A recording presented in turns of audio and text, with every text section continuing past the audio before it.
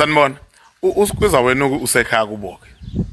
Bazoba nomsebenzi ke ekhaya kubo so ulokhe ngalena ke bayolungisa. So siyabhalelana ke lapha ke izolo sengitshela ukuthi hayi secabanga ngolala ke yena. Ngenxa yokuthi bakhathela kade besebenza imini yonke lapha kuyalungiswa. WhatsApp angithi.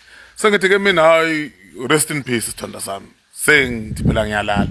Hayi ngibone sengingena icall nje ngi-answer haya wavutha umuntu wakhona ushiya ngalazi wangibuza ukuthi kaze ngigila mkhuba muni yini lengimhlolela yona ngiqonda ukuthini mangithi rest in peace usho ukuthi angimthandi ngifuna afe sengibasethe mina hayi angisho ngaleyo ndlela ngisho ukuthi niphumule kahle njengabantu akade phela nisebenza bathi uthi uyasebenza hayi ushiya ngalazi phela wathi kaze yimiphi lemkhuba engigila lapha ekhaya ngoba engekho so ngiqonda ukuthi ke mina akafe ngisale ngibusa akekho umuntu ongathi umuntu wakhe emthanda athi rest in peace ngabathe ngiyachaza wavala ifoni wangithembisa nokuthi angahla ngabuyi kwakubuya ke yena manje ngithi mina hayi buya wayevala ucingo wayengiblock ongiblockile bangikhuluma nani nje kanti sona sini bakithi sithi rest in peace yini lezi ngazicasula umuntu iqeda uthando leminyaka ngokuthi nje ngithe rest in peace nje ukuthi aphumule kahle phela ngoba eselala ngoba kade esebenza yena useyithatha ngenye indlela ukuthi mina ngiqonda ukuthi akafe rest in peace usungaqeda uthando leminyaka